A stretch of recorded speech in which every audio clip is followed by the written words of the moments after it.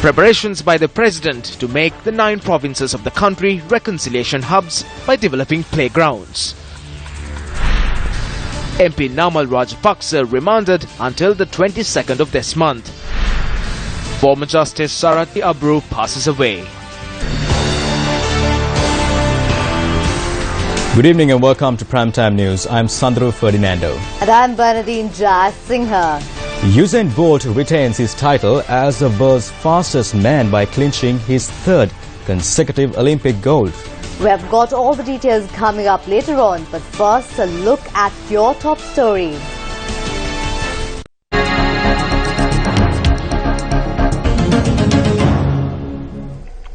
Speaking at a ceremony in Abilipitiya, President Maithripala Sirisena said that the 9 provinces of the country will be made hubs of reconciliation through the development of playgrounds. The 2016 Sports Star Festival commenced under the auspices of President Maithripala Sirisena at the Abilipitiya Mahavali grounds this morning. The ceremony took place with the participation of the sports coaches representing 9 provinces and officers in charge of sports activities. We will establish a new ministry through the 19th Amendment to the Constitution. The Ministry of National Reconciliation and Integration will come under my purview. Therefore, our foremost responsibility and duty should be to work as one citizenry, one country in brotherhood and friendship among the 9 provinces. If ones who enter politics are sportsmen and women, I believe that politicians will then act with a sense of restraint and discipline as opposed to how they act now. When observing their conduct in certain instances, I tend to think that they have never entered a playground in their lifetime. Meanwhile, the newly built operation theatre of the Abilipitiya General Hospital was declared open under the auspices of President Maithripala Sirisena. The foundation stone for a 5-story building of the hospital was also laid on the sidelines of the event. Up next is Action TV.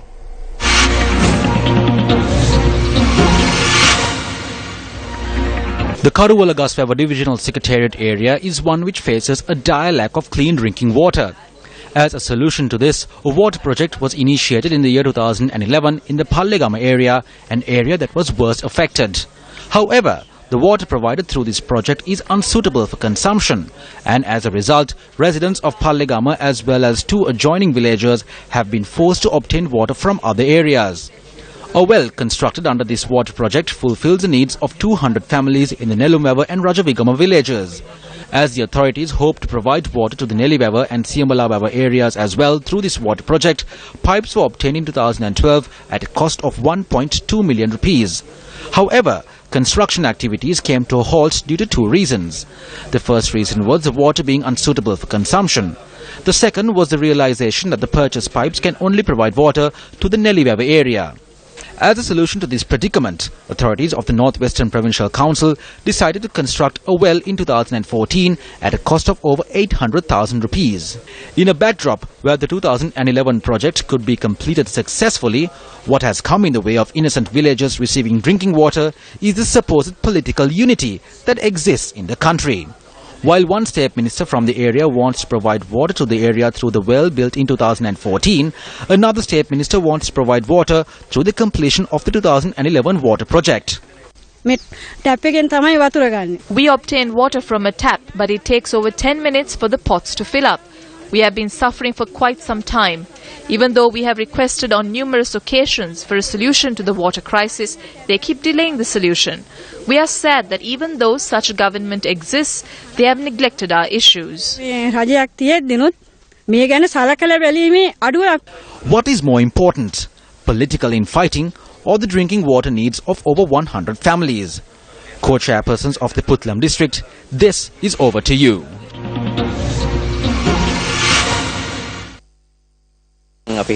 We never thought Sirasa would come forward to help a remote village like ours. This is one of the happiest days for the children of this school and for us as their parents. All these days we have been drinking brackish water, but in another 2 weeks' time we will get clean drinking water. A day that was widely anticipated by these residents finally became a reality today through the Gammadda 100-day initiative. Clean drinking water for them as well as their children. This was their request, and News First has come forward to fulfill their needs. Construction work on the 8th project of the News First Gammadda nationwide initiative commenced in the Thanamalvila Divisional Secretariat today with the noble aim of providing water to those who suffer without it. Gammadda 100 days, day 27.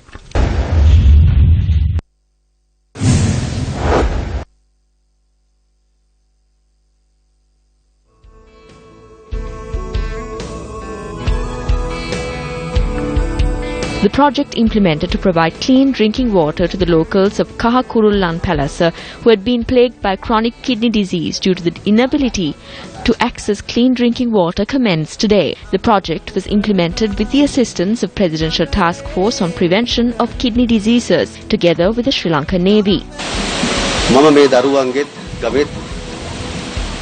I discussed the issues faced by these children as well as the villagers with the News First journalists. As a result of that, these students and the residents in the area got an opportunity to gain access to clean drinking water.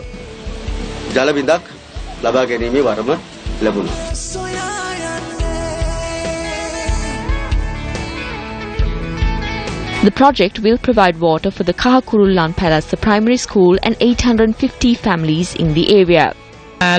Seriously is doing something that none of the media networks in the world will do. Most of the children have lost their parents due to various ailments. We are happy that we will be getting clean water.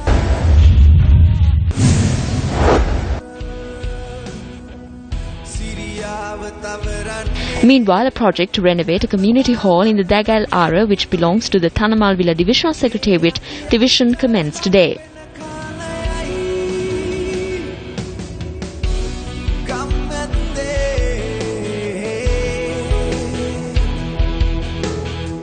A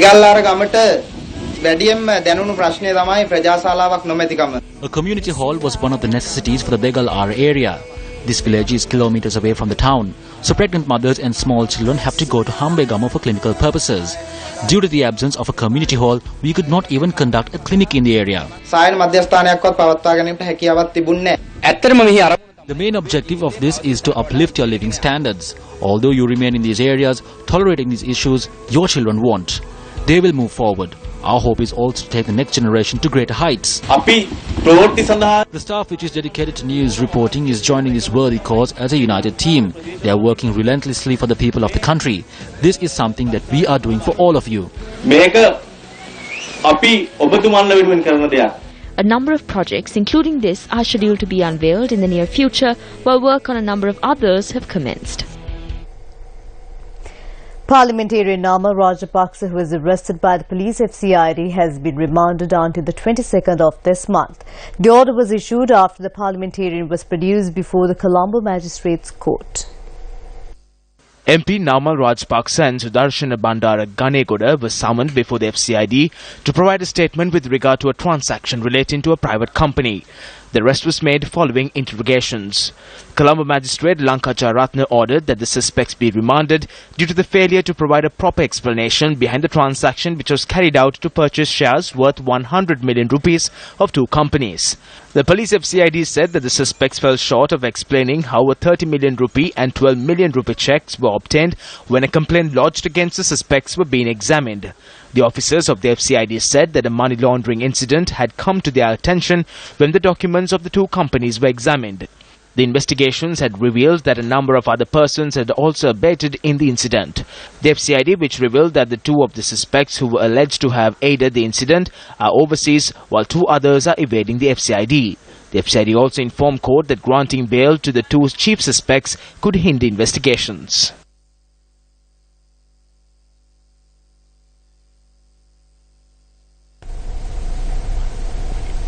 Speaking at an event to lay the foundation stone for the 51st Udagamana in Panegamuthi-Samarama, Hambantota, Minister of Housing and Construction Sajith Premadas expressed the following views.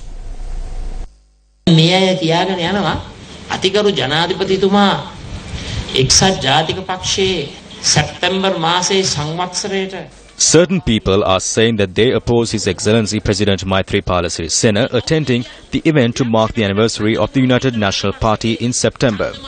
Now, who is saying this? the faction of joint hypocrites who contributed to the drop in 18,000 votes of Mahinda Rajapaksa.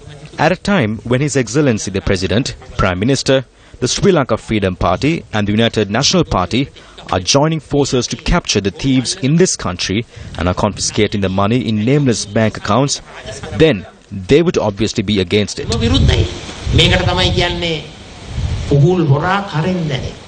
You will face the same fate as Justin Gatlin did for using banned substances. Justin Gatlin was banned for using performance-enhancing drugs and he came in second at this year's Olympics. The people of this country will never award the gold medal for this conspiratorial attempt and a political system that is similar to a banned substance.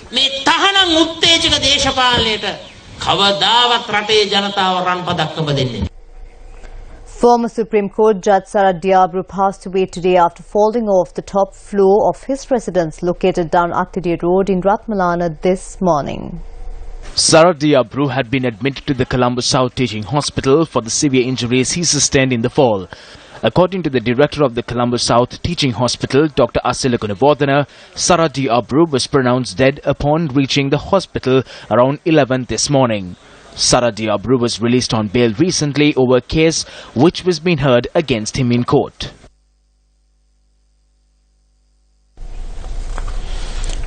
A delegation including Prime Minister Ranil Wickremesinghe visiting China called on Deputy Mayor of Shenzhen A.I. Xiufang. Issuing a communique, the Prime Minister's office notes that the Prime Minister and the delegation are scheduled to undertake a 3-day visit to Shenzhen city during their official visit to China. Meanwhile, Prime Minister Ranil Wickremesinghe has noted that Sri Lanka's economic policy and opportunities granted to the local and foreign investors will be revealed in the near future. The Prime Minister made this statement during a discussion held with Chongqing Foreign Trade and Economic Corporation Company.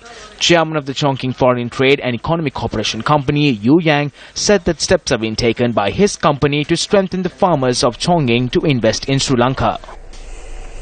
Reducing the debt burden of the country is a matter widely discussed in the political arena and also in expert circles, with attention focused mainly on attracting foreign investors to Sri Lanka. What is the policy followed by the government? How successful is this policy? We take an in-depth look into these questions.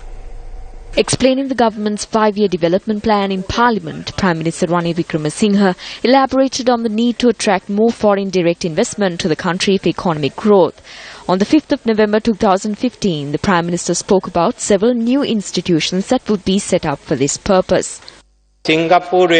We will establish a state holding corporation limited similar to the Temasek Company of Singapore, which will manage state enterprises. We have decided to completely reorganize and restructure the Board of Investments, the Export Development Board and the Tourism Authority. We hope to complete this task within a period of 3 years. A new institution named the Agency for Development will be established to operate the aforementioned institutions during this period. An international trade agency will also be established with the aim of streamlining international trade affairs. Apart from establishing these 3 new institutions, steps were also taken to appoint former Central Bank Governor Arjun Mahendran to spearhead the government's 5-year development plan. As a result, Arjun Mahendran was among the delegation that accompanied the Prime Minister on his visit to Singapore and Indonesia, while the Managing Director of the Agency for Development has been included as Chief Authority on Investments in the Prime Minister's delegation for the tour to China. We have seen the Prime Minister is visiting different countries to attract foreign direct investors, and when you look at the team that accompany the Prime Minister, we have observed that time to time it changes. So my concern is now, since we have number of organizations and the ministries relating to or directly relevant for this particular foreign direct investment category, the government is again proposing other 3 like State Holding Corporation and the Agency for Development, the same time International Trade Agency. So when you look at there are number of organizations, maybe sometime when foreign direct investor is willing to come to Sri Lanka, he'll be misleading and he'll be confused which organization that they have to directly work with.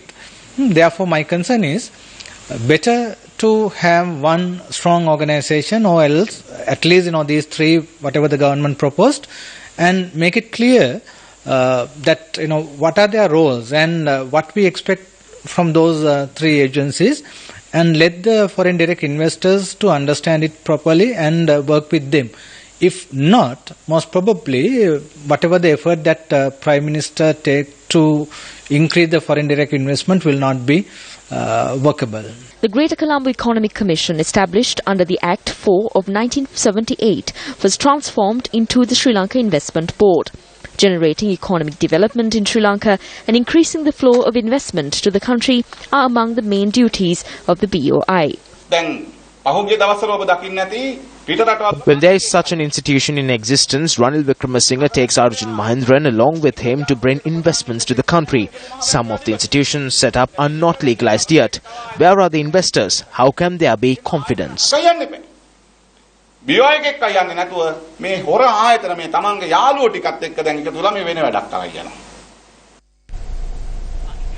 Addressing an event in Ruwanwela earlier this evening, former President Chandrika Bandaranaike Kumaratunga emphasized the need for a broad program for the eradication of drugs. The former president laid the foundation stone for the pagoda which is due to be constructed at the Lengala Sri Sugatharathana Viharaya in Ruwanwela. A teacher of a particular school had been selling drugs to students inside the classroom. He was caught. Now I have received information that the same thing is happening in another school in an area very close to our electorate. This electorate was maintained in a highly respectable manner. However, in the past 9 years, it was not the case. There were leaders in this area. They obtained as many bribes as they could and ruined the electorate. But this situation persists in every part of the country. I think government hospitals of the Ministry of Health spends nearly 40% of its annual expenditure to treat patients diagnosed with illnesses caused by liquor and narcotics. Thousands of people die. During my government, we initiated a drug prevention program centering the temples. I strongly believe that such a program should be given life once again. I would like to remind you that if such a program is initiated, we can extend our fullest support to it. It was reported this evening that the ambulance services that fall under the purview of the Colombo Municipal Council refused to transport a patient who had collapsed opposite the Fort railway station. A witness on location reported that after an ambulance attached to the Colombo Municipal Council arrived at the location, they had refused to transport the patient to the hospital. Witnesses reported that the officers attached to the ambulance had refused to transport the patient as he was not the victim of an accident. When News First inquired into this from the Commissioner of the Colombo Municipal Council, B.K. Anura, he said that it is their responsibility to attend and transport any patient that is in need of their services and is in the vicinity of Colombo. He added that there are no constraints or limitations with regards to this, adding that the matter in question will be investigated. The 29th Law Asia Golden Jubilee Conference, which commenced on the 12th of this month, came to a close in Colombo today. Newsfirst were the media sponsors for the conference, which was hosted by the Bar Association of Sri Lanka. Today's sessions, which were attended by several high-profile members of the judiciary, both local and international, focused on several matters including taxation and political rights. For peace, what is important is the need for us to reconcile ourselves with each other. Across our regions, we have problems of race, religion, language, cultures, but we should see no difference. We must go on the basis that all are equal and all have to be treated equally. And without true peace and true reconciliation, all laws will have little meaning. We, as government of Japan, will continue to support this process of change which is happening in Sri Lanka. And we also know that Japanese business has begun to explore new investment opportunity now in Sri Lanka. I'm sure the Japanese legal community also is trying to have a renewed exchange with Sri Lanka. So it is very significant that this has happened here. I'm sure with what we have discussed at this seminar, with what the legislators have been invited to rethink with the deliberation that we have had for the last 3 days. It's in store already that many legislative changes are on the way with better investment facilities. And with that, we wrap up Primetime News. For the News First team, I'm Sandaru Ferdinando. And I'm